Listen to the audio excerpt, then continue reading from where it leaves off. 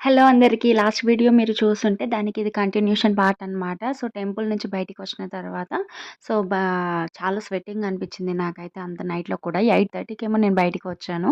తర్వాత కొండ కిందకొచ్చిన తర్వాత చూస్తే ఒక్క బస్ కానీ, ఆటో కానీ అవైలబుల్ లేదు ప్రసాదం పాడుకి. సో, నేనైతే ఓలా బుక్ చేసేసుకొని ఆటోలో అయితే స్టార్ట్ అయిపోయాను. వెళ్ళేసరికి అక్కడ ఎవ్వరు లేరు. యాక్చువల్లీ ఉంటారు అనుకున్నాము. బట్ ఎవరు లేరు. కొంచెం భయంగా అనిపించింది. అందుకే వాచ్‌మెన్ అంకుల్ కింద ఫ్లోర్‌లో అయితే రూమ్‌లో అడ్జస్ట్ చేశారు. ఆ రూమ్‌లో పడుకున్నాము. ఈ బట్టలైతే వాష్ చేయాలి.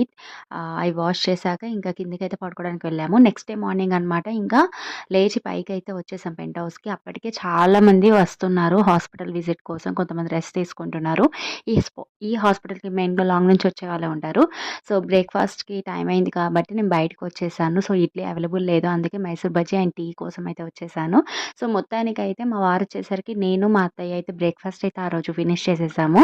యాక్చువల్లీ మీరు చూసుంటే ఆ బిఫోర్ వ్లాగ్‌లో మా హస్బెండ్ ఎక్కడ కనిపించరు. ఎందుకంటే ఆయన లేరు. బట్ తర్వాత మాత్రం ఆయన నెక్స్ట్ డే మార్నింగ్ అయితే వచ్చారు. ఎందుకంటే డాక్టర్ గారు రమ్మన్నారు కాబట్టి వచ్చారు. So, injection purpose. తర్వాత అయితే హాస్పిటల్ అయిపోయిన తర్వాత 10:30, 11కి ఆ టైంకి మేము స్టేషన్‌కి వెళ్ళేసరికి ఆల్మోస్ట్ ట్రైన్ వచ్చేసింది. రన్నింగ్‌లో ఎక్కాల్సొచ్చింది మేము. భీమవరం ప్యాసింజర్ అయితే. భీమవరం నుంచయితే తర్వాత మళ్ళీ బస్‌కి వెళ్ళిపోయాం. మళ్ళీ అక్కడి నుంచయితే ప్యాసింజర్ ఆటో ఎక్కేసి మా ఊరికైతే వెళ్ళిపోయాము.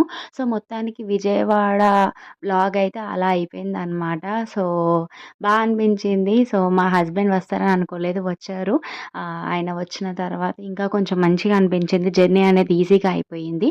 సో, ఇదైతే మేమిక్కడ భీమవరం నుంచయితే బస్‌కి వెళ్ళిపోయాం అమలాపురం. అంతే ఈ vlog. Thank you for watching. Before vlog కూడా చూసేయండి.